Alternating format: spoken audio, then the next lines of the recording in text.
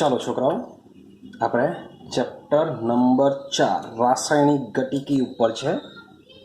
તો લાસ્ટ વિડીયોની અંદર આપણે શૂન્યક્રમ, પ્રથમ ક્રમ અને સાથે સાથે આભાસી પ્રથમ ક્રમની પ્રક્રિયાને સમજીને આવ્યા છે. તો આજે આપણે એક બીજી ટર્મ્સ મીન્સ કે આપણે જે પ્રક્રિયાનો વેગ છે એ પ્રક્રિયાના વેગ પર અસર કરતા પરિબળોને સમજીએ છીએ, જેમાં સાંદ્રતા વિશે સમજીને આવ્યા. હવે તમે એમ કહેશો સર સાંદ્રતા વિશે તો આવી જ નથી ગયું કંઈ. તો ભાઈ સાંદ્રતા વિશે આપણે જે શૂન્ય ક્રમ જોઈને આવ્યા, પ્રથમ ક્રમ જોઈને આવ્યા, આભાસી પ્રથમ ક્રમની પ્રક્રિયા જોઈને આવ્યા, એ બધી જ પ્રક્રિયાના વેગ પર સાંદ્રતામાં ફેરફાર થવાને લીધે પ્રક્રિયા વેગમાં ફેરફાર થાય છે તે સમજીને આવ્યા.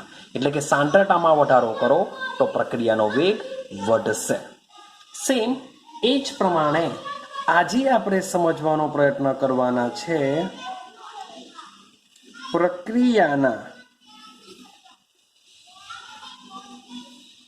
વેગ પર તાપમાનની અસર સમજીશું. ચાલો, તો ખૂબ જ મજાની થિયરી છે, સમજવા જેવી થિયરી છે, કારણ કે આ થિયરીની અંદર જે સૂત્ર એક આપણે બનાવવાના છે એ સૂત્રનો ઉપયોગ આપણે દાખલા ગણવા માટે કરવાનો છે. માટે આ થિયરી ખૂબ જ ઇમ્પોર્ટન્ટ છે.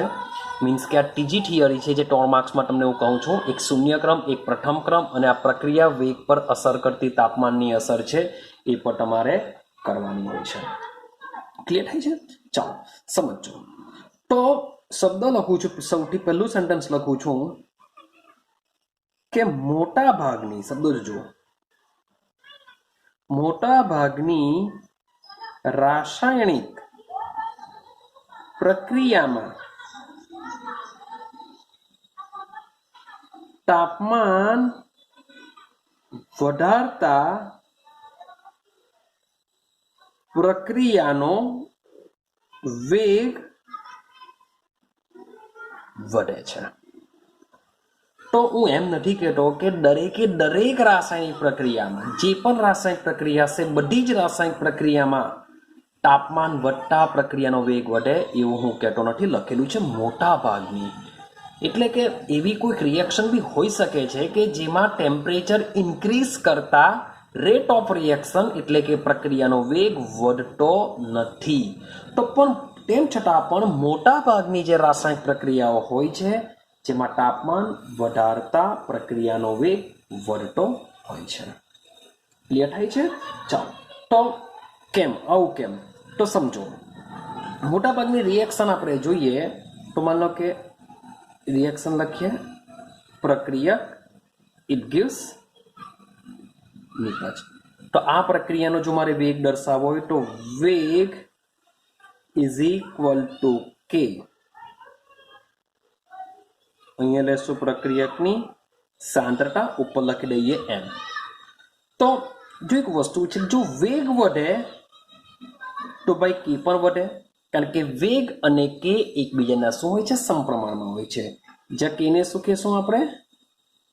વેગ અચળાંક કહેશું. તો એનો મતલબ એમ થાય, જો તાપમાન વધે તો પ્રક્રિયાનો વેગ વધે, તો ભાઈ વેગ અચળાંકનું મૂલ્ય પણ શું થવું જોઈએ? વધવું જોઈએ. નાની પણ સાંદ્રતા પર કામ કરતી હોય છે, પણ સાંદ્રતા વિશે આપણે અગાડી સમજીને આવ્યા છે. તો આ પોઈન્ટની અંદર માત્ર ને માત્ર તાપમાન પર વાત કરીશું. તો મોટે ભાગે જે પ્રક્રિયાનો વેગ છે આપણે વેગ અચળાંક દ્વારા નક્કી કરીશું. આપણે શું કરીશું? વેગ અચળાંક દ્વારા. એટલે કે તાપમાનમાં વધારો કરવામાં આવે તો પ્રક્રિયાનો વેગ વધે છે. એ શાના અનુસંધાનમાં સમજીશું? વેગ અચળાંકના. તાપમાન વધારતા વેગ અચળાંકનું મૂલ્ય વધે એટલે કે પ્રક્રિયાનો વેગ વધતો હોય છે. આઈડિયા આવે છે? ચાલો, તો એક એક્ઝામ્પલ દ્વારા સમજીએ. માન લો કે હું તમને એક્ઝામ્પલ લઈએ. આપણે, મારી પાસે છે N2O5. મારી પાસે શું છે? N2O5. આ N2O5 નું આપણે શું કરીએ છીએ? વિઘટન કરીએ છીએ. ચલો નિપજ બને છે, આપણે ખાલી લખી દઈએ વિઘટનમાં શું નિપજ બનશે એ છોડી દઈએ, પ્રોડક્ટ બને છે, કારણ કે આપણે મારે તો ખાલી ટેમ્પરેચર કામ છે. તો આ જે વિઘટનની જે રિએક્શન છે એ વિઘટનની રિએક્શન એક નોર્મલ ટેમ્પરેચરનો મતલબ શું થાય? 25°C રૂમ ટેમ્પરેચર હશે. તો N2O5 ના 1 મોલને વોટ એવર જેટલી બી સાંદડા છે 1 મોલ લઈ લઈએ, તો એને નિપજમાં રૂપાંતર થવા માટે સમય લાગતો હોય છે 5 કલાક. કેટલો સમય લાગતો હોય છે? 5 કલાક લાગતો હોય છે. આ જ રિએક્શન માની લો કે 0°C તાપમાને જો કરું તો ભાઈ સમય લાગતો હોય છે 10 દિવસ. કેટલો સમય લાગે છે? 10 દિવસ. પણ આ જ રિએક્શન જ્યારે હું 50°C તાપમાને જો કરું તો આ પ્રોસેસ માત્ર ને માત્ર 12 મિનિટની અંદર કમ્પ્લીટ થઈ જાય છે. તો એક્ઝામ્પલ જ સમજો કે રાસાયણિક પ્રક્રિયાનો જો તાપમાન વધારવામાં આવે તો પ્રક્રિયાનો વેગ વધી જશે અથવા વેગ અચળાંકનું મૂલ્ય કેવું થતું જતું હોય છે? વધતું જતું હોય છે. ક્લિયર થાય છે? એટલે કે પ્રક્રિયાનો વેગ તાપમાન વધારતા વધતો હોય છે. સેમ બીજી એક એક્ઝામ્પલ છે. ચાલો તમે KMnO4 લઈ લો. પોટેશિયમ પરમેંગેનેટ રંગ કયો હોય છે? જાંબલી રંગનો પ્રવાહી હોય છે. KMnO4 કયા રંગનું જોવા મળશે તમને? જાંબલી રંગનું જોવા મળશે. અને બીજું એક લઈ લઈએ ઓક્ઝોલિક એસિડ H2C2O4. અચ્છા, આપણો ઓક્ઝોલિક એસિડ જેના પ્રેક્ટિકલ રેડોક્સ ટાઇટ્રેશન 12 સાયન્સની અંદર સિલેબસમાં હોય છે.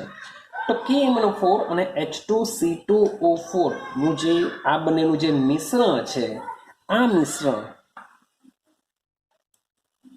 બાય નીચા તાપમાન કરતા ઊંચા તાપમાને ઝડપથી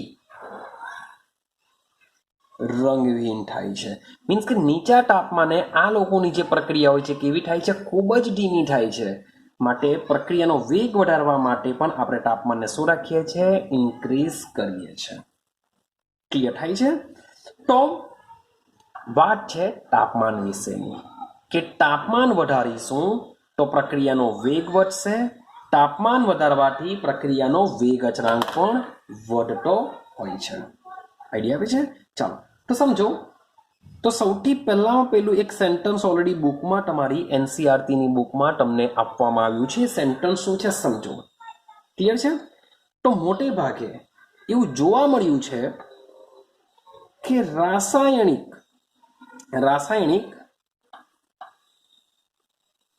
પ્રક્રિયા માટે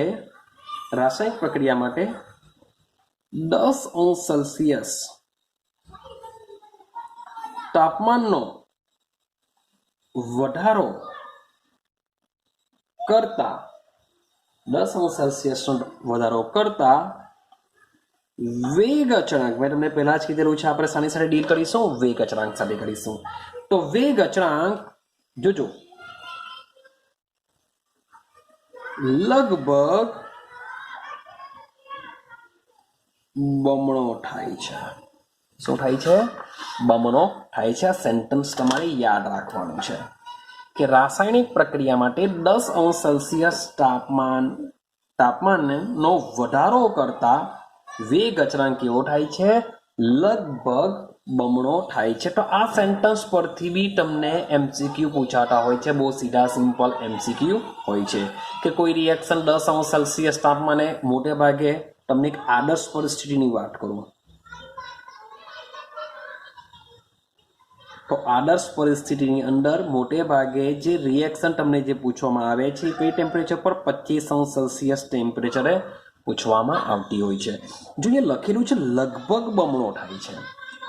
લગભગ બમણો મતલબ એવો થશે કે જેટલો છે એના કરતા બમણો, પણ જરૂરી નથી કે બમણો થશે જ. કેટલાક કિસ્સામાં એવું બી થાય છે કે 2.5 ગણો બી થાય છે, 3.25 ગણો બી થાય છે. ભાઈ 3 ગણો પણ જોવા મળ્યો છે.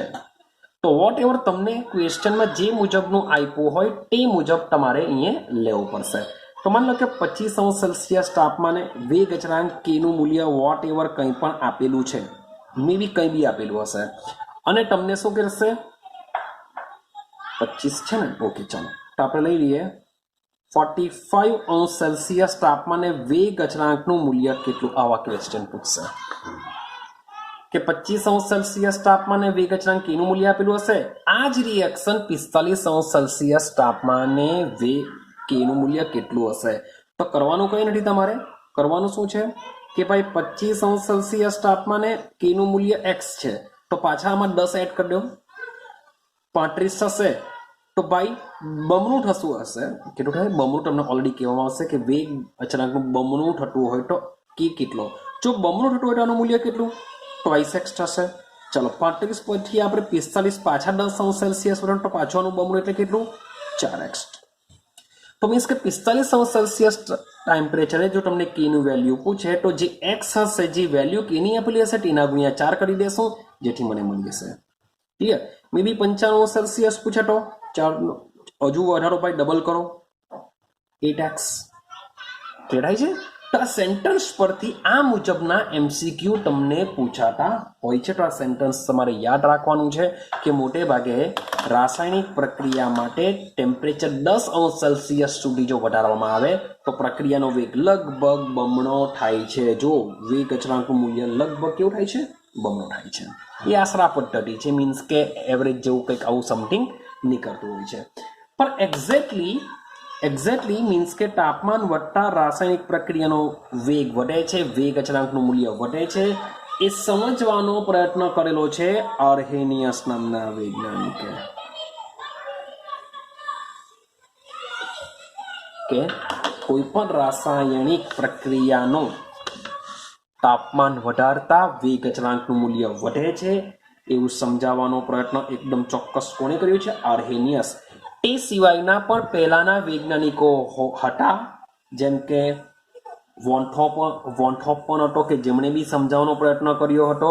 પણ તેમ છતાં પણ આર્હેનિયસ દ્વારા જે સમજાવવામાં આવ્યું હતું એ ખૂબ જ સારી રીતે સમજાવવામાં આવ્યું હતું. માટે આપણે આજે આર્હેનિયસને સમજવાનો પ્રયત્ન કરીશું. અને આર્હેનિયસ દ્વારા એક સમીકરણ આપવામાં આવ્યું છે. સમીકરણ તમારે યાદ રાખવાનું છે, k બરાબર a ઇન્ટુ એક્સપોનેન્શિયલ એટલે કે e−ea/RT. આ છે તમારું આર્હેનિયસનું સમીકરણ. તો આને યાદ રાખવાનું છે. યાદ રહ્યું? આર્હેનિયસે શું સૂત્ર આપેલું છે? k બરાબર a ઇન્ટુ e−ea/RT. ક્લિયર છે? ચાલો હવે સમજો ભાઈ, જે બી પદ છે આપણે લખતા જઈએ. તો કેટો શું આવશે? વેગ અચળાંક આવશે. એને કહેવામાં આવે છે આર્હેનિયસ અચળાંક. શું કહેવામાં આવે છે ને? આર્હેનિયસ અચળાંક કહેવામાં આવે છે. અથવા તો તમે એને આર્હેનિયસ અવયવ તરીકે પણ કહી શકો છો, અથવા તો એને કેટલાક કિસ્સામાં આવૃત્તિ અવયવ તરીકે પણ ઓળખવામાં આવે છે. કેટલાક કિસ્સામાં એને પૂર્વ ઘાતાંક એટલા માટે કે એક્સપોનેન્શિયલની આગળ આવે છે, પૂર્વ આવે છે, આગળ આવે છે, માટે એને પૂર્વ ઘાતાંક પણ કહેવામાં આવે છે. કારણ કે એક્સપોનેન્શિયલની આગળ છે માટે એને પૂર્વ ઘાતાંક અવયવ તરીકે પણ ઓળખવામાં આવતો હોય છે. આ શું છે? એના જુદા જુદા નામ છે. કારણ કે આ સૂત્ર જે સમીકરણ છે એ કોણે આપેલું છે? આર્હેનિયસ નામના વૈજ્ઞાનિકે આપેલું છે. માટે એનો જે અચળાંક છે એ અચળાંકના નામો આપણે યાદ રાખવું પડશે. ચાલો હવે મેઇન છે એ કહેવાશે એક્ટિવેશન એનર્જી કહેવાશે. એને શું કહેવાશે? એક્ટિવેશન એનર્જી, જેને કહેશું આપણે સક્રિયકરણ ઉર્જાથી ઓળખીશું. તો આ થિયરીમાં આપણે એને સમજવાનું છે મેઇન. તો એને શું કહેશું? સક્રિયકરણ ઉર્જા, જેનો એકમ પણ તમારે યાદ રાખીને ચાલવાનો છે, કારણ કે ખૂબ જ કામ લાગશે. જૂલ પ્રતિ મોલમાં હોય છે અથવા તો હોય છે કિલોજૂલ પ્રતિ મોલમાં હોય છે. બેમાંથી એક એકમો માટે કામ કરતો હોય છે. જૂલ પ્રતિ મોલમાં કામ કરતો હોય છે અથવા તો કિલોજૂલ પ્રતિ મોલમાં કામ કરતો હોય છે. ક્લિયર છે? ચાલો, ટી મીન્સ શું છે? ટી મીન્સ તાપમાન આવશે. આર ને કહેશું સાર્વત્રિક વાયु અચળાંક. હવે આર ને મીન્સ का જે સૂત્ર છે એમાં જે એનર્જી છે એ જૂલ પ્રતિ મોલમાં હોય છે. માટે આ ચેપ્ટરની અંદર યાદ રાખજો, આ ચેપ્ટરની અંદર આર ની જે વેલ્યુ હોય છે આપણે લેશું 8.314 જૂલ. ક્લિયર થાય છે? જે આર ની વેલ્યુ છે, આર ની વેલ્યુ શું લેશું આપણે? 8.314 જે વેલ્યુ હોય છે એ વેલ્યુ જૂલમાં હોય છે. એ જૂલ વાળી વેલ્યુનો જ આપણે જ્યારે પણ આ ચેપ્ટરમાં આર આવશે ત્યારે આપણે આ કિંમતનો ઉપયોગ કરીશું. ને મોટે ભાગે આર્હેનીય સમીકરણ છે તેની અંદર જ્યારે બી એક્ટિવેશન એનર્જી આવશે ત્યારે મોટે ભાગે આરની વેલ્યુ કઈ લઈશું આપણે? 8.314 નો ઉપયોગ કરીશું. ક્લિયર છે? માની લઈએ કે k વર્સિસ 1/t શબ્દ જોજો, k વર્સિસ 1/t નો જો આલેખ દોરું તો આપણે એટલું સમજીને આવ્યા કે તાપમાન વધતા વેગ અચળાંકનું મૂલ્ય વધે છે. તો ભાઈ એનો આલેખ કઈ રીતના આવશે, કઈ રીતના વધશે? તો એક સ્ટ્રેટ નથી હોતો, પણ આ રીતના ભાઈ હોય છે. મીન્સ કોઈક વખત શું થશે કે તમને k વર્સિસ 1/t નો આલેખ છે ભાઈ, આર્હેનીય સમીકરણમાં k વર્સિસ 1/t નો જે આલેખ છે નીચેનામાંથી કયો સાચો હોઈ શકે? તો મીન્સ કે આવો બી કઈ ક્વેશ્ચન આવી શકે. તો ભાઈ k વર્સિસ 1/t નો જો આલેખ દોરવામાં આવે તો એ આલેખ સીધી રેખાની જગ્યાએ મીન્સ કે k વર્સિસ t નો જો આલેખ હટે તો એ સીધી રેખા હટે, પણ અહીંયા છે 1/t માટે આ મુજબનો આલેખ હોય છે. ક્લિયર થાય છે? તો આ પણ એક યાદ રાખીશું. રેડી? ચાલો, તો આર્હેનિયસે આ જે સમીકરણ છે એ સમીકરણ ભાઈ શા માટે આ રીતના લખેલું છે એને હવે આપણે સમજવાનો પ્રયત્ન કરીએ કે ભાઈ આ એક્ટિવેશન એનર્જી પણ શું છે એના વિશે એક ફોકસ કર્યું છે આર્હેનિયસે. સમજો. ઓકે, સમજો. તો આર્હેનિયસનું જે સૂત્ર છે એ સૂત્રને સમજવા માટે આપણે એક એક્ઝામ્પલને સમજીએ, એક રિએક્શનને સમજીએ. શું કહેવા માંગે છે આર્હેનિયસ? તો આર્હેનિયસ કહે છે કે માની લો કે મારી પાસે ડાયહાઇડ્રોજન અણુ છે, એ ડાયઆયોડિન અણુ સાથે શું કરે છે? રિએક્શન કરે છે, અને આ લોકો વચ્ચે રિએક્શન થઈને બને છે હાઇડ્રોજન આયોડાઇડ ગેસ અવસ્થામાં. તો મેઇન છે કે રિએક્શન ક્યારે થશે? શું લાગે કે ભાઈ H2 ને I2 સાથે રિએક્શન કરાવીએ તો શું બધા રિએક્શન કરશે? તો મેઇન છે આર્હેનિયસ એવું કહેવા માંગે છે, આર્હેનિયસ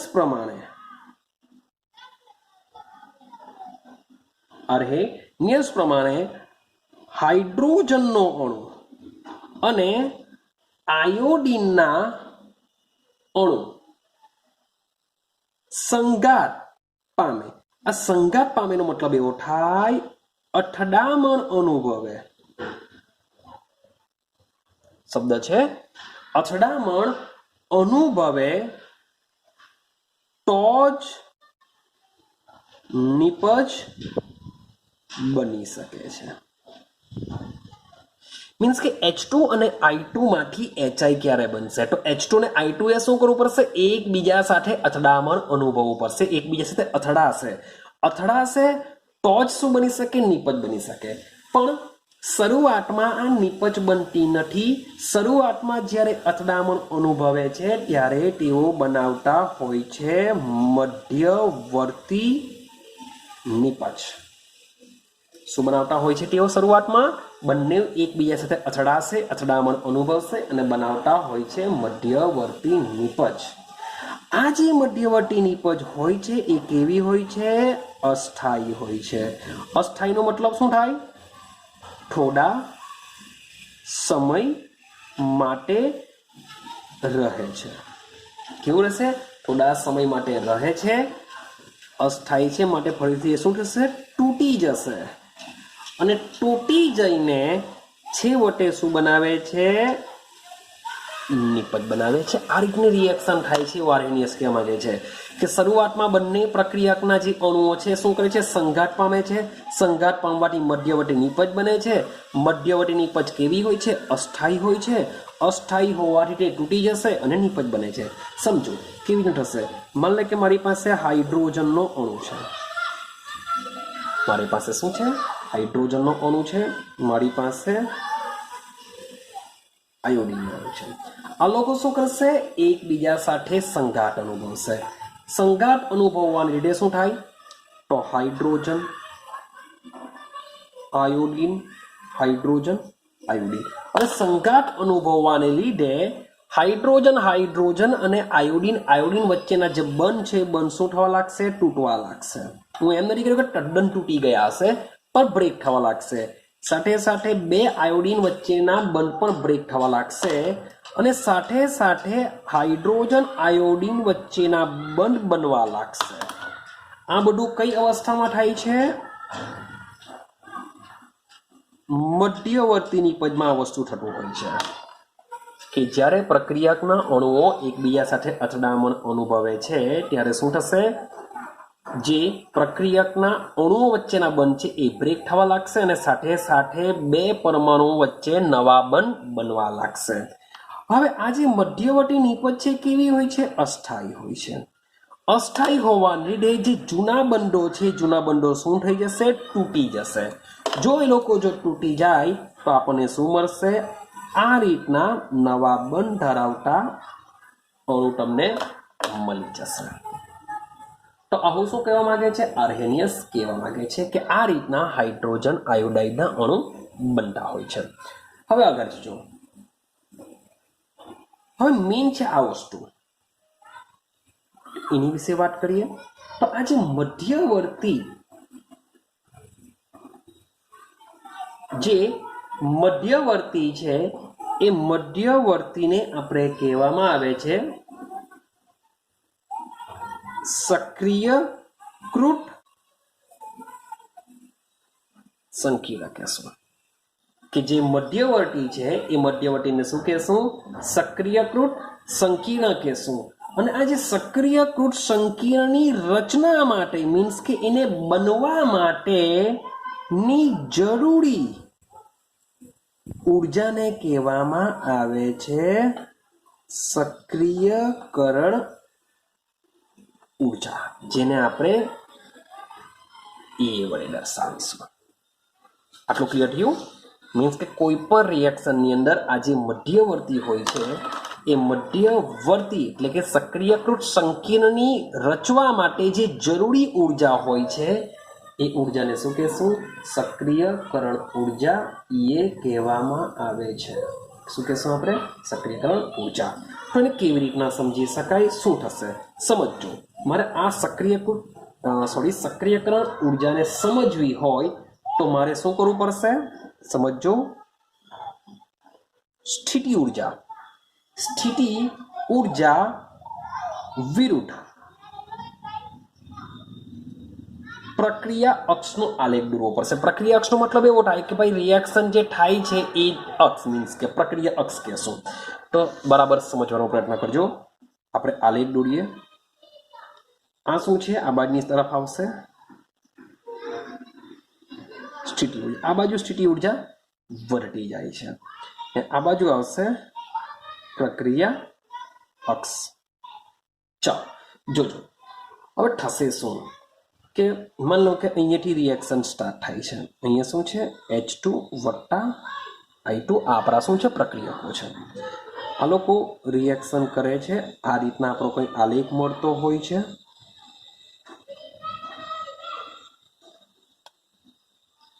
માન લે કે આ રીતનો કંઈ આપણે આલેખ મળે છે. રેડી? હવે આ જે ટોચનો જે ભાગ છે જે એકદમ ટોચ છે, આપણે ટોચનો ભાગ લઈએ તો આ જે ટોચનો જે ભાગ છે એ ટોચના ભાગથી આ જે પ્રક્રિયક સુધીનો જે ગારો છે એ ગારાને કહેવામાં આવે છે સક્રિયકરણ ઉર્જા કહેશું. એને શું કહેશું? સક્રિયકરણ ઉર્જા. એનો મતલબ શું થાય સમજવાનો પ્રયત્ન કરજો કે ઓલરેડી પ્રક્રિયકો પાસે અમુક થોડીક ઉર્જા તો હોય જ છે.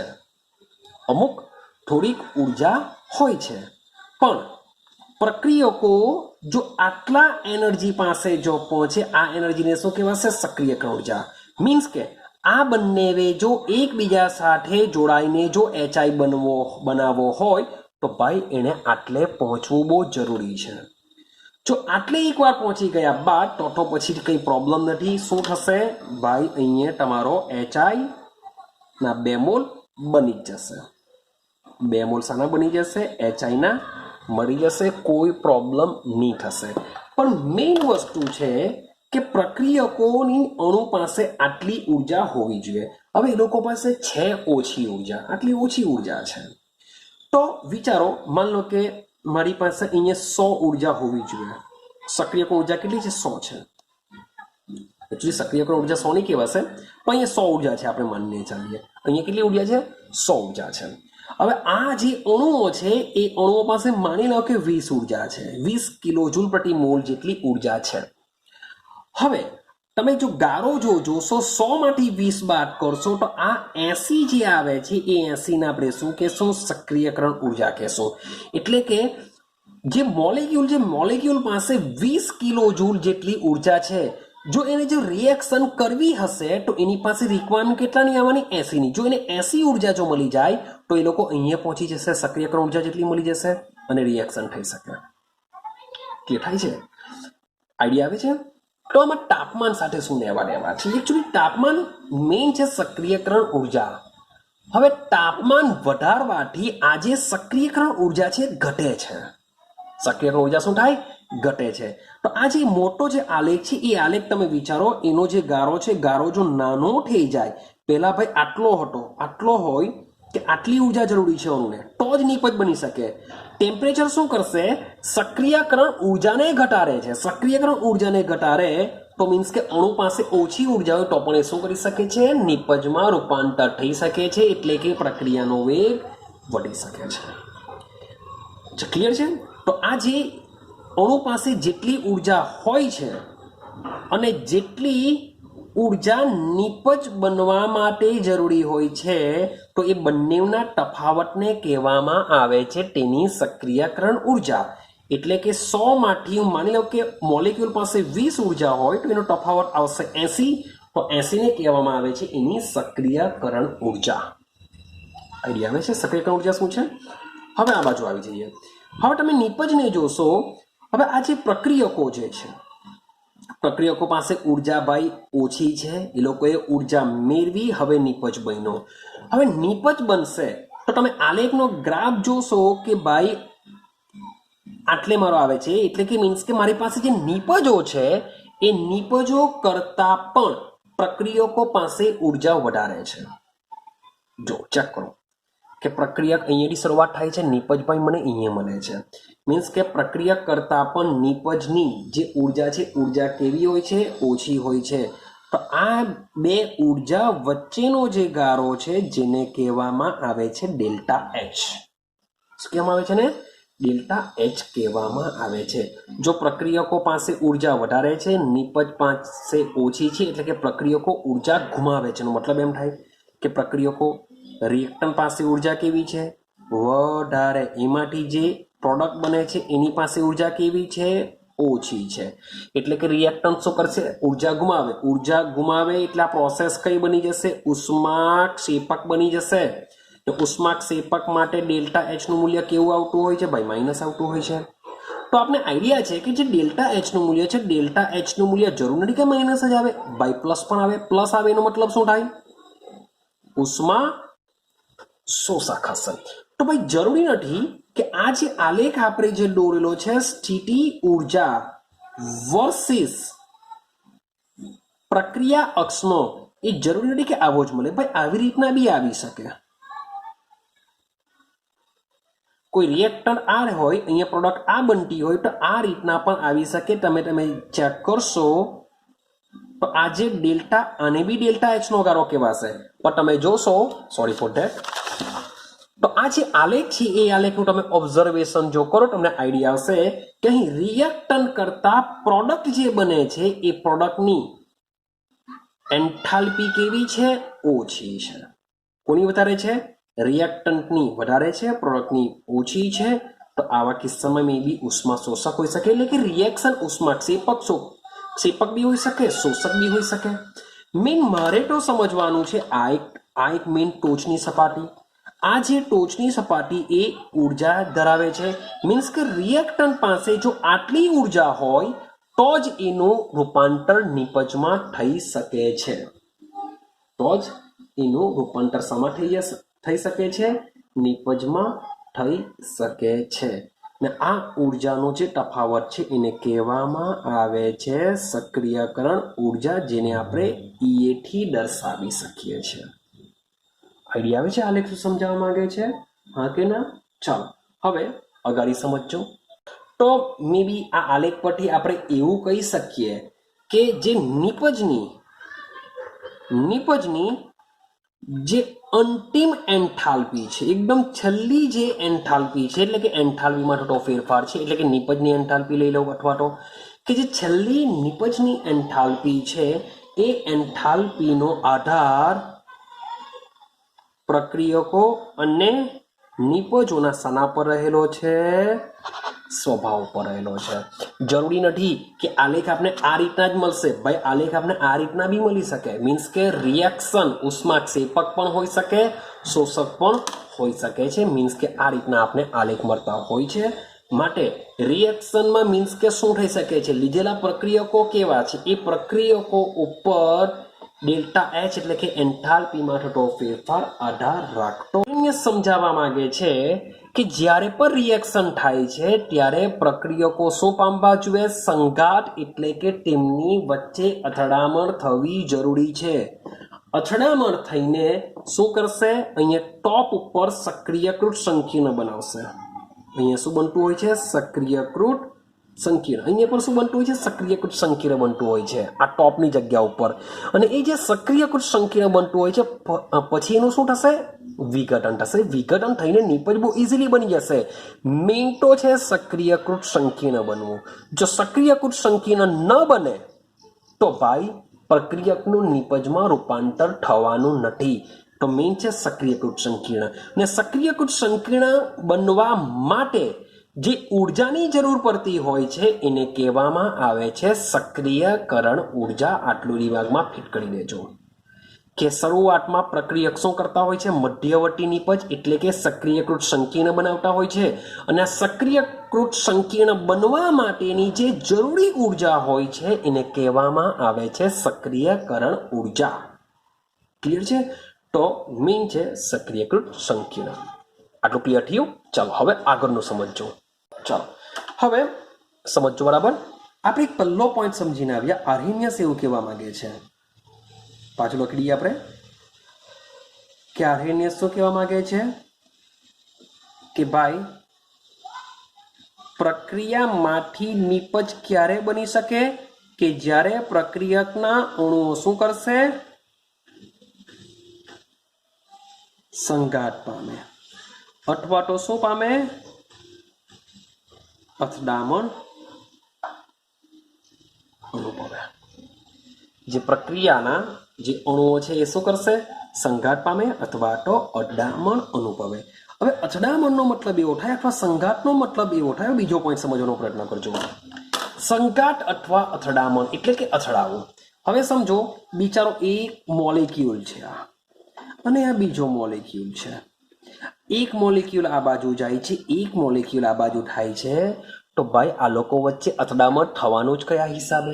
એટલે કે ભાઈ આવા અણુઓ એકબીજા સાથે અથડામણ જ જો નહીં અનુભવે તો રિએક્શન જ નહીં થાય. માન લો કે બીજો રસ્તો વાપરીએ. માન લો કે એક અણુ આ છે, એક આ બાજુ આવે છે, અને બીજો અણુ સેમ એની એક્ઝેક્ટલી સામેની દિશામાંથી આવે છે. એક્ઝેક્ટલી જોજો, શરૂઆત એવું નથી. બાકી એક આ બાજુ આવતો હોય, એક આ બાજુ એમ ક્રોસમાં જતો હોય, તો તેમની વચ્ચે બી અથડામણ થાય. નાની પાડો અથડામણ થશે, આમની વચ્ચે બી અથડામણ થશે. તમે વિચારો કઈ અથડામણ બેસ્ટ હશે? તો ભાઈ મે બી આમાં એવું બી થાય કે એની સાઈડની ધાર પર લાગીને ભાઈ નીકળી જશે. પણ અહીંયા તો એકબીજાની સામ સામે અથડામણ અનુભવે છે. એ સામ સામેની અથડામણ કેવી હોય છે? ફરડાઈ હોય છે. અને શું કહેવાશે? ફરડાઈ અથડામણ કહેવાશે. કે જ્યારે બંને મોલેક્યુલ એકબીજાની સામ સામેથી અથડાય છે. ચલો હજુ બી ફરડાઈ પર ક્વેશ્ચન માર્ક ઉભા થશે. માન લો કે આ જે મોલેક્યુલ છે, મોલેક્યુલની ગતિ કેવી છે? ખૂબ જ ધીમી છે. આ જે મોલેક્યુલ છે એ મોલેક્યુલની બી ગતિ કેવી છે? ખૂબ જ ધીમી છે. તો તેઓની ફરડાઈ અથડામણ એટલે કે બંનેની જે દિશા છે એ દિશા યોગ્ય છે. આ લોકોની દિશા કેવી છે? ગમે તેવી છે, ખરાબ છે. આ લોકોની દિશા બી કેવી છે? ખરાબ છે. મીન્સ કે ભાઈ અથડામણ થશે તો પણ નિપજ નહીં બનશે. આ બે કિસ્સામાં આ તો અથડાવાના જ નથી, પણ આમાં બી અથડાશે તો દિશા કેવી છે? યોગ્ય નથી, માટે તેઓ નિપજમાં રૂપાંતર પામશે નહીં. પણ આની વાત કરીએ, આ લોકોની યોગ્ય દિશા છે. મીન્સ કે બંને એકબીજાની સામસામેથી અથડાવાના છે. તો સામસામેથી અથડાશે એટલે કે યોગ્ય દિશામાં છે. પણ એક સવાલ આવે કે બંનેની ગતિ કેવી છે? ખૂબ જ ધીમી છે. તો પણ ફરડાઈ નિપજ ન બનશે, તો પણ નિપજ નહીં બને. બરાબર સમજો. પહેલા તો આર્યનિયસ એવું કહેવા માંગે છે કે ભાઈ પ્રક્રિયકો વચ્ચે અથડામણ થવી જ જોઈએ. હવે બીજો પોઈન્ટ મેં એવો લીધો, દિશા વિશે લીધો કે કઈ દિશામાં અથડામણ પામવા જોઈએ. તો ભાઈ બંને એકબીજાની સામસામે રહે તે દિશામાં જો અથડાય તો જ નિપજ બની શકે. એટલે મીન્સ કે શબ્દ લખું છું બીજા પોઈન્ટ માટે કે યોગ્ય દિશામાં અથડામણ થવી જોઈએ તો જ શું થઈ શકે છે? નિપજમાં રૂપાંતર પામી શકે છે. અને ત્રીજો પોઈન્ટ છે કે ભાઈ અણુ પાસે અમુક ચોક્કસ ગતિ ઉર્જા હોવી જોઈએ. આ બી ઇમ્પોર્ટન્ટ પોઈન્ટ છે કે અણુ પાસે અમુક, મેં તમને કીધું કે આની પાસે ગતિ ખૂબ જ ધીમી, આની બી ધીમી, ભલે યોગ્ય દિશામાં અથડાય છે તેમ છતાં પણ નિપજ બનવાની નથી. અથવા એવું થાય કે આની ગતિ ખૂબ જ ધીમી, આની ખૂબ જ વધારે છે, હોવી જોઈએ એના કરતાં બી વધારે છે, તેમ છતાં પણ ફરડાઈ નિપજ બનશે નહીં.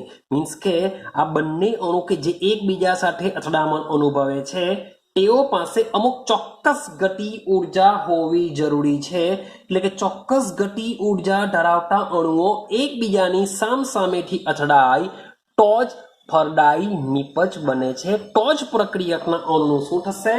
નિપજમાં રૂપાંતર થશે. માટે અણુ પાસે ચોક્કસ ગતિ ઉર્જા બી હોવી જોઈએ. એ લોકો ભાઈ ભાગવા જોઈએ. પછી એક એકદમ કાચબાની ગતિથી આવતો હોય, એક સસલાની ગતિથી આવતો હોય તો તેઓ અથડાશે, તેમ છતાં પણ નિપજ બનવાની નથી. આઈડિયા આવે છે? ચાલો હવે સમજો. મીન્સ કે મારે ગતિ ઉર્જા જો સમજવી હોય તો ફરીથી પાછે આપણે 11 સાયન્સમાં જવું પડશે. સમજવું પડશે 11 સાયન્સની અંદર. અને 11 સાયન્સની અંદર આપણે વાયુ ચેપ્ટર ભણેલા, વાયુ અવસ્થા વિશે. અને વાયુ અવસ્થામાં બે વૈજ્ઞાનિકો આવી ગયેલા, બોલ્ટ્ઝમેન અને જેમ્સ મેક્સવેલ. આ બે વૈજ્ઞાનિકો આવી ગયા હતા કે જેમણે વાયુ ગતિવાદ રચેલો હતો, કે જેમાં પ્રક્રિયાના અણુનો અંશ અને તેમની ગતિ ઉર્જા વિશેનો આલેખ દોરીને આપણે અભ્યાસ કરાવ્યો હતો. તેને આપણે ફરીથી સમજવાનો પ્રયત્ન કરીએ. શું કહેવા માંગે છે? માન લે કે મારી પાસે એક પાત્ર છે. સમજો, મારી પાસે એક પાત્ર છે. આ પાત્રની અંદર મેં શું કરી લીધા છે? બધા પ્રક્રિયકના અણુઓને લઈ લીધેલા છે. પ્રક્રિયકના અણુને મેં લઈ લીધેલા છે. સમજો ઘણા બધા મોલેક્યુલ છે ભાઈ. હવે આ બધા જ મોલેક્યુલની જે ગતિ છે એ ગતિ કેવી હશે? જુદી જુદી હોય છે. બધાની સરખી હોવાની નથી. કેમ જુદી જુદી હશે? કારણ કે આ બધા અણુઓ શું કરશે? એકબીજાની સાથે અથડાશે. સાથે સાથે પાત્રની દિવાલ સાથે પણ અથડાશે. માટે તેઓની ગતિ અને સાથે સાથે ઉર્જા શું કરતી હોય છે? બદલાતી હોય છે. તેઓની ગતિ પણ બદલાશે, એટલે કે તેઓની ગતિ ઉર્જા અને સાથે સાથે દિશા, તેઓની ગતિ ઉર્જા અને સાથે સાથે દિશા પણ બદલાતી હોય છે. ક્લિયર? તો એનો મતલબ એમ થાય કે માન લો કે કોઈ એક અણુ પર મેં ફોકસ કરેલું હોય તો એ અણુ કોઈ અન્ય અણુ સાથે અથડાશે તો એની ગતિ ઉર્જા બદલાઈ જશે, તેની દિશા બી બદલાઈ જશે. ક્લિયર? તો આપણે એવું કહી શકીએ કે આ પાત્રની અંદર કે જે બધા જ પ્રક્રિયકો છે, એટલે કે બધા જ પ્રક્રિયા કરતી સ્પીસીસ છે, એ બધી જ સ્પીસીસ, શબ્દ જોજો, પ્રક્રિયા કરતી બધી સ્પીસીસની ગતિ ઉર્જા સમાન હોતી નથી. બધાની કેવી હશે? જુદી જુદી હોય છે, બધાની સમાન હોતી નથી. અને કોઈ પણ એક પ્રક્રિયા પર તમે ફોકસ કરો, કોઈ પણ એક સ્પીસીસ લઈએ આપણે, તો કોઈ પણ એક સ્પીસીસની વાત કરીએ તો આ એક સ્પીસીસની જે ગતિ ઉર્જા છે એ ગતિ ઉર્જા પણ પરિશુદ્ધ હોતી નથી. યાદ કરો ચેપ્ટર નંબર 1 11 સાયન્સમાં ભણીને આવેલા પરિશુદ્ધતા અને ચોકસાઈ, એ બધું ભણીને આવ્યા હતા. તો મીન્સ કે કહેવાનો મતલબ એમ છે કે કોઈ પણ એક પ્રક્રિયક તમે લઈ લો તો એ પ્રક્રિયકની ગતિ ઉર્જા તમને મીન્સ કે આખી રિએક્શન દરમિયાન તમને કોઈ પણ હિસાબે સેમ હોવાની નથી. અથવા એક પાત્રમાં ભરેલો હશે તો પાત્રમાં જે અણુઓ એકબીજા સાથે અથડાવાને લીધે પણ તેમની ગતિ ઉર્જા બદલાતી રહેતી હોય છે. ક્લિયર છે આટલું? તો આના વિશે સમજવા માટે બે વૈજ્ઞાનિકો આવ્યા હતા. બે વૈજ્ઞાનિકો કોણ છે? એક છે બોલ્ઝમેન, લુડવિંગ, એનું ભાઈ અટક છે લુડવિંગ બોલ્ઝમેન, આપણે બોલ્ઝમેન થી યાદ રાખીશું, બોલ્ઝમેન. અને બીજા આવ્યા હતા મેક્સવેલ. એક છે બોલ્ઝમેન અને એક છે મેક્સવેલ. તો આ બોલ્ઝમેન અને મેક્સવેલે ભાઈ ઘણા અણુઓની વર્તણૂક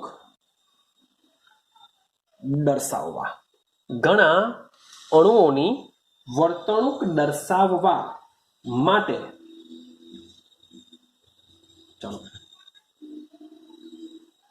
સાંખ્યિકીય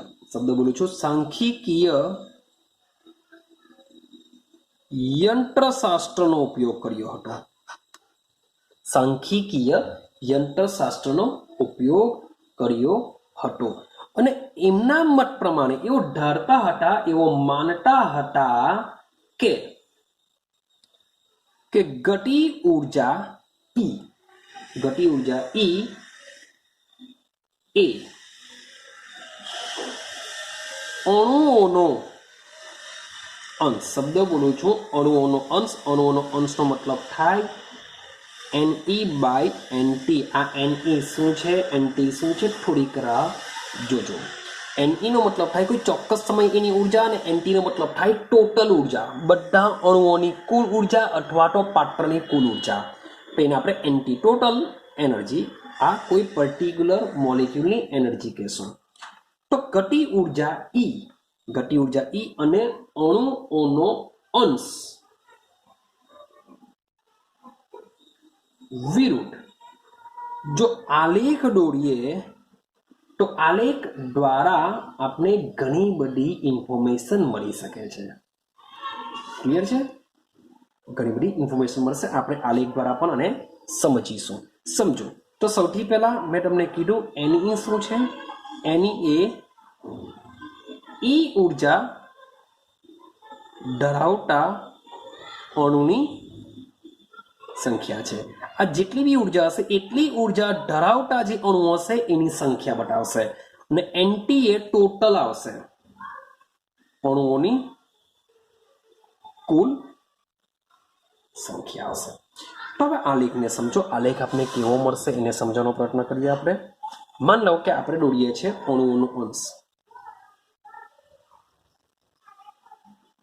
અણુઓનો અંશ વર્સિસ દોરીશું આપણે ગતિ ઉર્જા. સમજો તો એકચ્યુઅલી અણુનો અંશનો મતલબ શું થાય? આપણે મોલ અંશનો વિચાર કરીએ. મોલ અંશ એકચ્યુઅલી શું થાય? 1 થાય. તો અણુનો અંશમાં બી શું થશે કે ભાઈ અહીંયા તમે જે બી આલેખના ગ્રાફ દોરશો 0.1, 0.2, 0.3, 0.5, 0.7, એક તો લાસ્ટમાં ક્યાં સુધી જશો? 1 સુધી જશો. એટલે કે અણુઓના મોલ અંશનો સરવાળો શું હોય છે? 1 હોય છે. તે રીતના અણુનો અંશ બી આપણે એ રીતના લઈ શકીએ છીએ. તો આ જે આલેખ છે એ આલેખ તમને આ રીતના કંઈક મળશે. જે આલેખ છે એ આલેખ તમને શું કરશે? આ રીતના મળશે. હવે આલેખ શું સમજાવવા માંગે છે તો સમજો. આ બધું ગતિ ઉર્જા છે, મીન્સ કે આ જે આટલા જે મોલેક્યુલ છે, મીન્સ કે આ એની સંખ્યા બતાવશે કે આટલી સંખ્યામાં મોલેક્યુલ આટલી ગતિ ઉર્જા ધરાવે છે. અહીંયા માની લો કે ગતિ ઉર્જા હશે તો જેવી મૂલ્ય આવશે તો આટલા જે મોલેક્યુલ છે આટલી ધરાવશે. સેમ માની લો કે અહીંયા જો ધારું તો આટલી ગતિ ઉર્જા ધરાવતા મોલેક્યુલની સંખ્યા કેટલી હશે? આટલી હશે. સેમ હું ટોચ પર લઈ જાઉં, આ સૌથી પીક છે, પીક. તો આ એની જે ગતિ ઉર્જાની વાત કરું તો આ જે મોલેક્યુલ હોય છે એ મોલેક્યુલ જોજો, શબ્દો જોજો, હું એમ નથી કહેતો કે આ જે ઉપરનો પીક છે એ સૌથી ઊંચો પીક છે કે જ્યાં ગતિ ઉર્જા સૌથી વધુ હશે. ગતિ ઉર્જા તો ભાઈ આ મોલેક્યુલની વધારે હોય છે. જો ચેક કરો, આ બાજુ ગતિ ઉર્જા વધારે છે. તો આ જે બધા મોલેક્યુલ હોય છે, માની લો કે આટલો ભાગ લઈ લો, આ જે મોલેક્યુલ બધા હોય છે એ મોલેક્યુલની ગતિ ઉર્જા કેવી હોય છે? ખૂબ વધારે હોય છે. પણ આ જે બધા મોલેક્યુલ હોય છે એ લોકોની ગતિ ઉર્જા પ્રમાણમાં કેવી હોય છે? ઓછી હોય છે. સમજી લેજો કે આટલો જે ભાગ છે એ મોલેક્યુલ જો એકબીજા સાથે અથડામણ અનુભવે તો એ પ્રક્રિયકનું સીધું શું થઈ જાય છે? નિપજમાં રૂપાંતર પામી જતું હોય છે, કારણ કે તેમની પાસે ગતિ ઉર્જા ઘણી બધી વધારે છે. પણ તમે એની સંખ્યા ચેક કરશો, જો આલેખને અહીંયા જો લંબાવો તો એની સંખ્યા કેવી થશે? ખૂબ જ ઓછી થશે. જે ટોચનો ભાગ છે, ટોચનો ભાગ એવું દર્શાવવા માંગે છે કે તમારા પાત્રમાં સૌથી વધુ સંખ્યા ધરાવતા અણુઓ આટલી ગતિ ઉર્જા, વોટ એવર અહીંયા જે બી ગતિ ઉર્જા હશે એ ગતિ ઉર્જા ધરાવતા અણુઓની સંખ્યા જો પાત્રમાં સૌથી વધારે છે એવું દર્શાવવા માંગે છે. કે ટોચનો ભાગ એનો મતલબ એવો નથી થતો કે અહીં તમને ગતિ ઉર્જા સૌથી વધુ હશે એના મોલેક્યુલ વધારે જોવા મળશે. એકચ્યુઅલી ગતિ ઉર્જા તો આ બાજુની તરફ વધે છે, માટે આ જે મોલેક્યુલ જે હોય છે તમારા આલેખના સૌથી જમણી બાજુના છેડાના, કે જેમની પાસે ઉર્જા કેવી હોય છે? વધારે હોય છે. અને આ મોલેક્યુલ જો એકબીજા સાથે અથડાય તો તેનું રૂપાંતર નિપજમાં થતું હોય છે. પણ તમે એની સંખ્યા બી ચેક કરશો તો સંખ્યા કેવી જોવા મળે છે? ખૂબ જ ઓછી જોવા મળે છે. મારે તમારા પાત્રની અંદર જો એવરેજ જો લઈએ તો આટલી ગતિ ઉર્જા ધરાવતા અણુઓની સંખ્યા કેવી હોય છે? સૌથી વધારે હોય છે. જેને બોલ્ટ્ઝમેને અને મેક્સવેલે નામ આપવામાં આવ્યું છે, આ જેને કહેશું સૌથી વધુ સંભાવ્ય ગતિ ઉર્જા. સૌથી વધુ સંભાવ્ય ગતિ ઉર્જા મીન્સ કે આટલી ગતિ ઉર્જા ધરાવતા અણુઓ તમને પાત્રમાં સૌથી વધુ સંખ્યામાં જોવા મળશે. પછી ચેક કરો, ઓછી ગતિ ઉર્જા ધરાવતા અણુઓ બી ઓછા જોવા મળશે, સાથે સાથે વધુ ગતિ ઉર્જા ધરાવતા અણુઓની સંખ્યા બી કેવા જોવા મળશે? ઓછી જોવા મળશે. માટે આ જે વક્રનું જે પીક છે, જે આ તમને દોરેલું બતાવેલું છે, જે સૌથી વધુ સંભાવ્ય ગતિ ઉર્જા છે, એટલે કે આટલી ઉર્જા ધરાવતા અણુઓ તમને પાત્રમાં સૌથી વધુ સંખ્યામાં જોવા મળશે. જેમ જેમ તમે પછી જોશો આલેખ તમારો કેવો જાય છે? નીચે તરફ જતો જાય છે. એટલે કે જેમ જેમ અણુઓની ગતિ ઉર્જા વધે છે તેમ તેમ એટલી ગતિ ઉર્જા ધરાવતા અણુઓની સંખ્યામાં પણ ઘટાડો થાય છે. આ સૌથી વધારે છે તો એની સંખ્યા બી ઓછી, એના કરતા બી આગળ જશો તો એના કરતા બી વધુ ગતિ ઉર્જા ધરાવતા અણુઓ છે, પણ એની સંખ્યા કેવી જોવા મળશે? ઓછી જોવા મળતી હોય છે. એટલે કે પાત્રમાં તમને જુદી જુદી ગતિ ઉર્જા ધરાવતા અણુઓ તમને જોવા મળતા હોય છે. આઈડિયા આવી ગઈ? હવે સમજો, માની લો કે આ એક રિએક્શન થાય છે, રિએક્શનમાં આ જ રીતના પ્રક્રિયકોના અણુઓ પાસે ગતિ ઉર્જા આવી છે. હવે માની લઈએ કે પ્રક્રિયાનું જે તાપમાન છે એ પ્રક્રિયાના તાપમાનમાં હવે 10°C નો શું કરું છું? વધારો કરું છું. તો આલેખમાં શું થશે?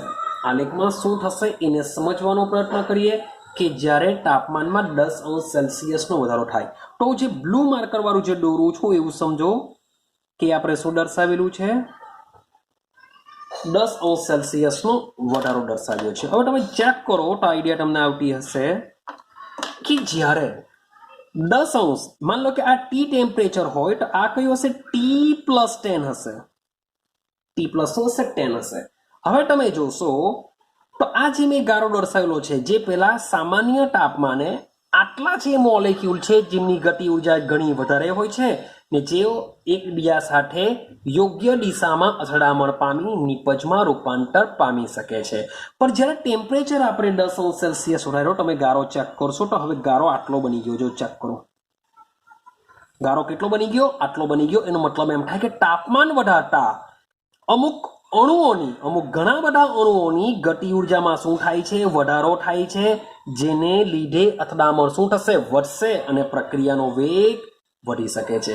પહેલા માત્ર આટલા જ મોલેક્યુલ શું કરતા હતા પ્રક્રિયામાં ભાગ લઈને અથડામણ પામીને નિપજમાં રૂપાંતર પામતા હતા પણ જ્યારે ટેમ્પરેચર વધારો કર્યો ત્યારે શું થઈ ગયું જો આ ઘણા બધા મોલેક્યુલ બી શું થયા ટેમ્પરેચર વધારવાને લીધે આટલા મોલેક્યુલ વધારાના આવ્યા કે જે અથડામણ અનુભવીને નિપજમાં રૂપાંતર પામશે એટલે કે તાપમાન વધારતા તમારો જે આલેખ છે જમણી બાજુ ખસે છે। જો તમે જોશો તો જમણી બાજુ ખસે છે અને સાથે સાથે જે મહત્તમ પીક છે એ મહત્તમ પીકમાં બી શું થાય છે થોડો ઘટાડો થઈને વક્ર થોડો પહોળો થાય છે અને જમણી બાજુ ખસે છે જે દર્શાવે છે કે તમારા અથડામણ અનુભવતા અણુઓની સંખ્યામાં વધારો થાય છે જેને લીધે પ્રક્રિયાના વેગમાં શું થાય છે વધારો થાય છે।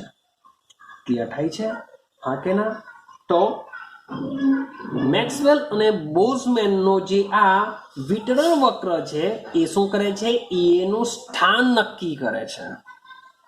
આ આલેખ દ્વારા આપણે શું કરી શકીએ છીએ જે સક્રિયકરણ ઊર્જા છે એ સક્રિયકરણ ઊર્જાનું સ્થાન ડિસાઇડ કરી શકીએ કે ભાઈ આપણે પહેલા આલેખ જોઈને આવ્યા કે જેમાં આપણે આ રીતના દોરેલું હતું જેમાં આપણે આ રીતના સ્થિતિ ઊર્જા વર્સિસ પ્રક્રિયા અક્ષનો આલેખ જોઈને આવ્યા જેમાં પ્રક્રિયકના અણુઓ છે આ રીતના આપણે પીક દોરેલો હતો ભાઈ નીચે બી આવી શકે ઉપર બી આવી શકે તો આ જે સક્રિયકરણ ઊર્જા જે ઈએ જે હોય છે એ ઈએ કેટલી ઊંચાઈ પર રિએક્શન માટે હોય છે એ રિએક્શન આ બોલ્ટ્ઝમેન અને મેક્સવેલના વિતરણ વક્ર પરથી આપણે ઈએનું જે સ્થાન હોય છે ઈએનું સ્થાન શું કરી શકતા હોય છે નક્કી કરી શકતા હોય છે।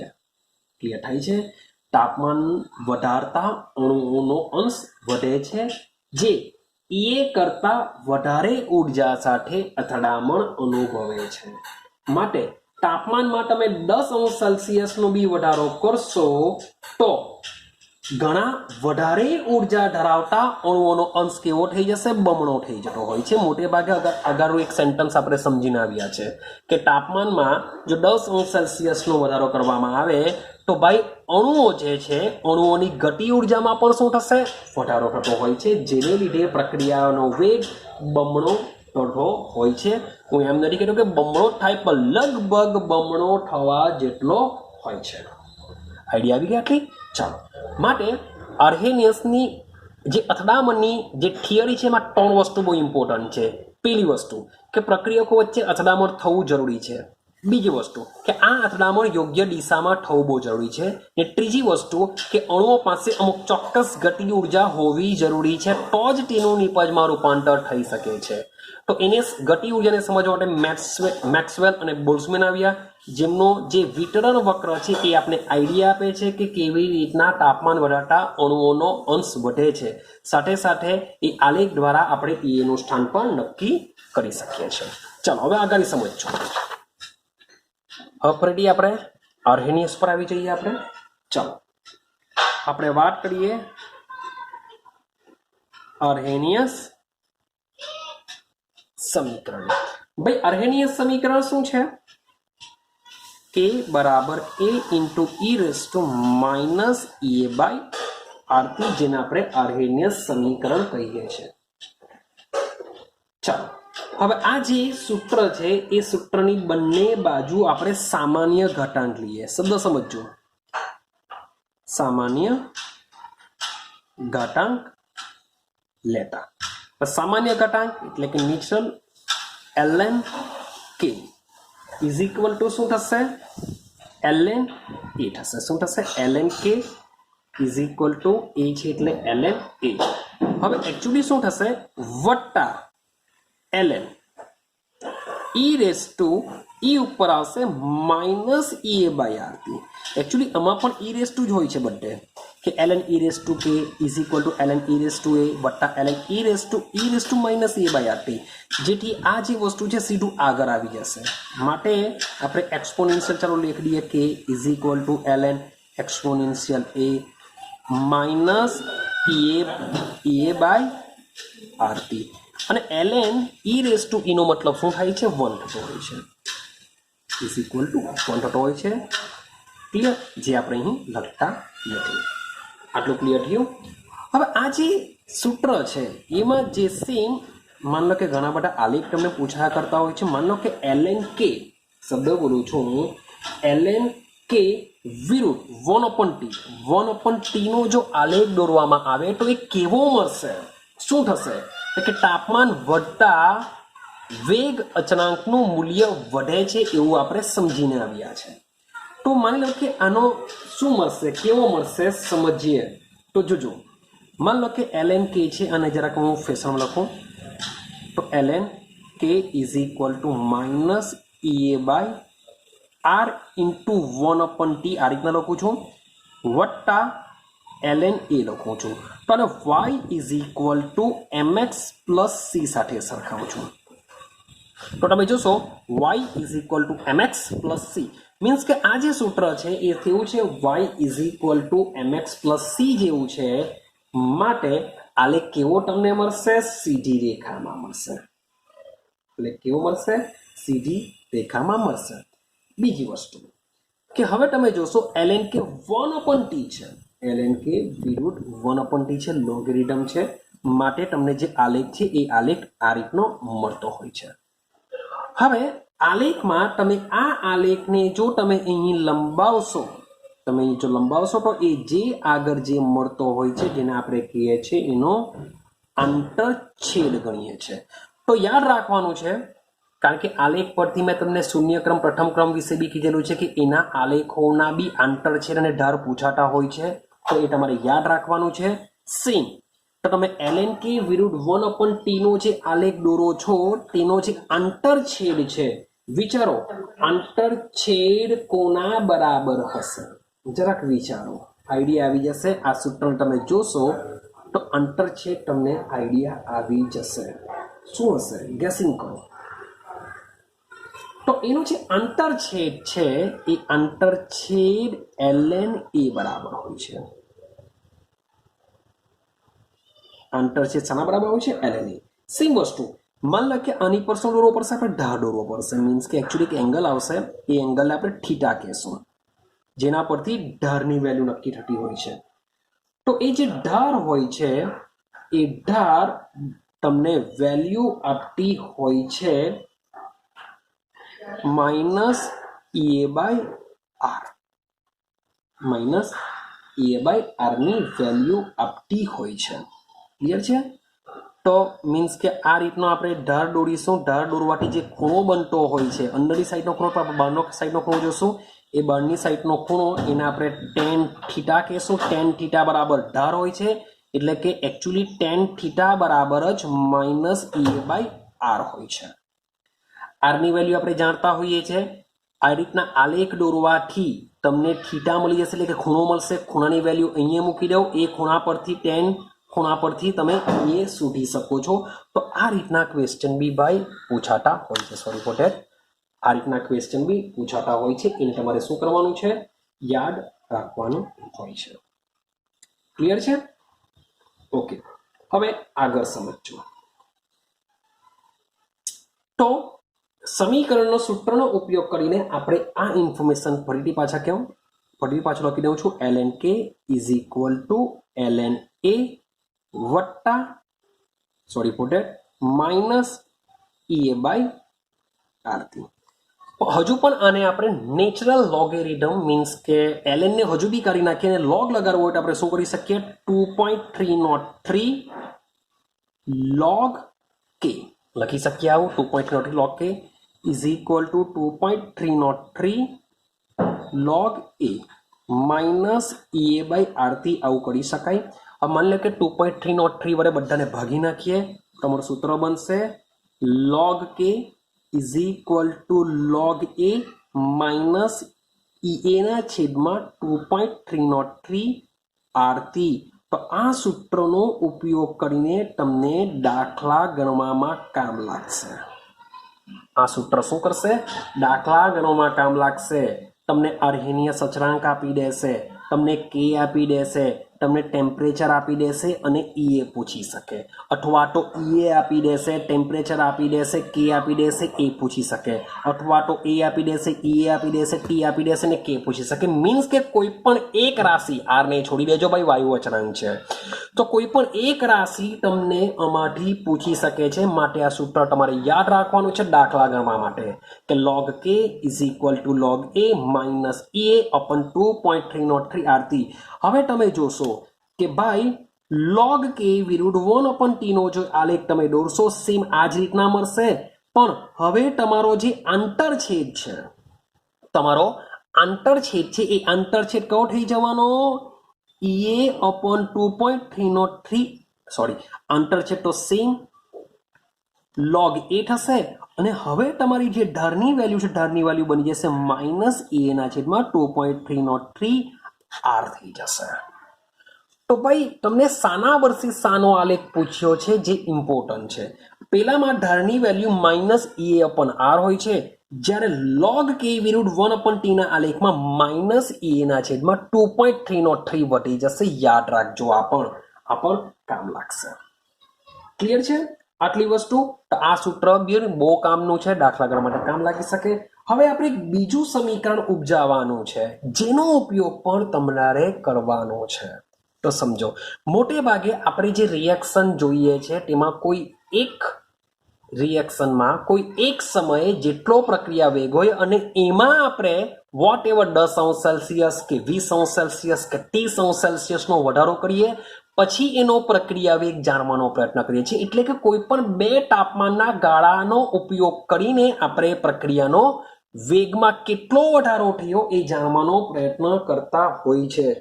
માટે એના માટે આપણે સમીકરણને નીચે મુજબના આપણું કન્વર્ઝન કરશું. બરાબર સમજજો. ફરીથી પાછું આપણે આને સમીકરણ લખી દઈએ. lnk ઇઝ ઇક્વલ ટુ ભાઈ માઇનસ ea ના છેદમાં આરતી, ea ના છેદમાં આરતી વત્તા ln એ આપણું આ અર્હેનીય સમીકરણ છે, જેને આપણે ln માં કન્વર્ઝન કરેલું છે. હવે માની લેવું કે કોઈ એક તાપમાન આપણે શું લઈ લઈએ? T1 લઈએ. તો તેનો મે બી માની લઈએ કે જે વેગ અચળાંક હશે k1 હશે. તો ઉપરનું સમીકરણ આ રીતના બની જશે. ln k1 is equal to minus ea ના છેદમાં rt1 વત્તા ln એ જેમ છે તેમ. સેમ એ જ રિએક્શન માટે કોઈ બીજા તાપમાને T2 હોય ત્યારે એનો વેગ અચળાંક માની લઉં કે k2 હોય. તો કેવી રીતે લખી શકાય? ln k2 is equal to minus a ના છેદમાં rt2 પ્લસ ln a. તો મારી પાસે આ રીતના કોઈ પણ